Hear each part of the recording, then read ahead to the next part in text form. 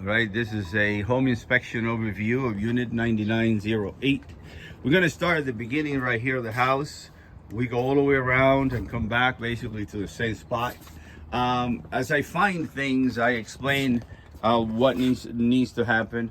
Some of it is for information, some of it is for stuff to be repaired. So we start right here. I open the main electrical panel and I make sure that all these are labeled, and they are. Then I open it up and I look inside, make sure that there's no burnt wires or double tap or anything crazy here. This is a 220 connection, but so it needs to have a weather cover. Here in the garage door, we're gonna go from the inside. The garage door opener is not working, and I just open it manually. You can see a couple of these panels are dented or bent in a couple of places, but is the door those go up and down, no problem. I mean, we got it manually from inside. Okay, so these are signs of previous termite treatment. So these drills holes right here, and they put poison around the perimeter of the house, but we have some signs of termite activity or termite tube. We don't see any termites. Termites live on the ground, but there's no actual termites, only termite tubes. Okay, so this is the irrigation system. The irrigation system is shut off right here. So when it's something that we could turn on, when I turn this on, water comes out right over here. So that line needs to be repaired. We can see right here that we need to remove those tiles and those pavers and repair that broken line. Also right here, this distribution needs to be repaired, and these solenoid valves also need to be repaired. There is a timer in the garage, so we're going to take a look at that as well. So and then whether it's this or because of the broken line, you can see the water when it rains, water's going to sit here. Okay, so going all the way around, a couple of these column caps are loose column caps. So basically these are for decoration. You can put epoxy or liquid nail or clear silicone all the way around it. Going up on the roof, I looked up, and asphalt shingles, they last between 20 to 25 years. I don't know how old this one is, but it's losing some of the sand or granules. So asphalt shingles are made out of asphalt. That's why they call asphalt shingles, fiberglass, and sand. So some of the sand is, when you're losing the sand, it means that you either have to put a sealant on it or you have to replace them. But they're not to the point of replace. Maybe a sealant is recommended. This light right here does not work. It might be time motion sensitive. There's a switch here. The switch is not activating that light. This has a anti-siphon valve, this right here, but the anti-siphon valve would need to be replaced. There are about they cost about $6 to $7. Okay, on the landscape of the backyard, you can see that it's sunk in. Obviously, it doesn't have a cover. It doesn't have any gravel or grass or anything like that.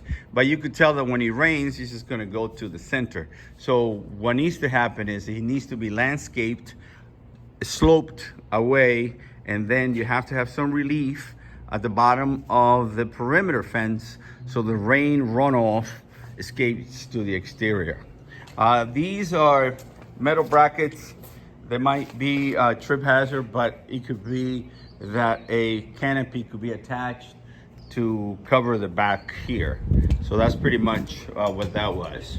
All right, so continue going on the exterior. We're gonna go now inside the house and continue with the review.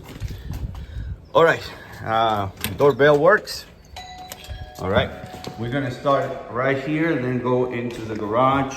So in all the outlets, I double check the power of the outlets with this tester. Nothing magical about it. It's just hot, neutral, and ground.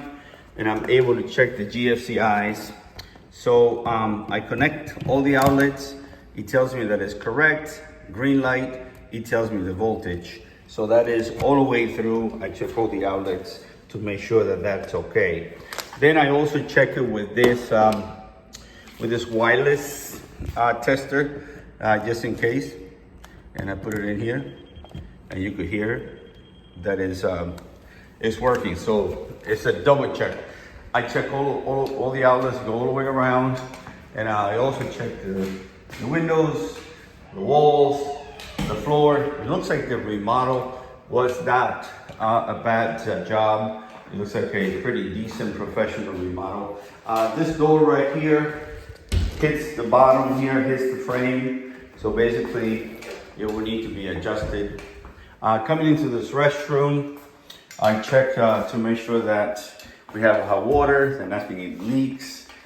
This GFCI works. I let the water flow for a long time to make sure that there's nothing going on here.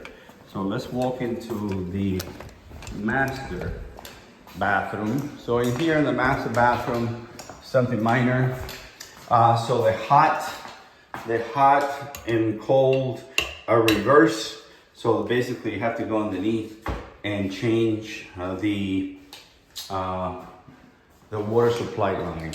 As we go right here, we continue into the kitchen. We'll end up in the garage. So this right here, we need a what they call anti-tipping bracket, so it doesn't come forward. Normally what happens is little kids open this, and you can see they even give you a graphic right here. Those brackets cost about $8. Get them from Home Depot, Amazon, Lowe's. So the kids would climb right here. When they climb right here, then this could come forward, so the bracket holds one of the legs. So I checked here. All this work. The oven works, but this dial is not correct. It only stops right here. So you cannot move it any more than off to 200. So the dial doesn't really work completely. Okay, so I checked everything here. The dishwasher was not draining because they forgot to take out the plug from underneath. So I was able to knock out the plug. Now it drains and it works. This is for an RO system, and here's the filter of the tank for it, but there's no water coming out. This is a filtration system, so I might have to change the filters. No water coming out. Okay, coming into the garage, this is a fire rated door. It is solid, and it's supposed to self-close, which means that these hinges need to be spring loaded for it to close. Okay, coming into the garage, we check for power, and then we check for making sure we have water and making sure that these water supply lines are not corroded, but you can see some corrosion here, and then you see some corrosion here on this water supply for the hot water heater. The hot water heater seems to be a newer hot water heater, October of 23. I checked the power and operation of the dryer. The connection to the dryer is loose, so that has to be fastened. And the dial to this washer, it's all broken. That does not work. Okay, so looking at the garage door opener, it's not connected.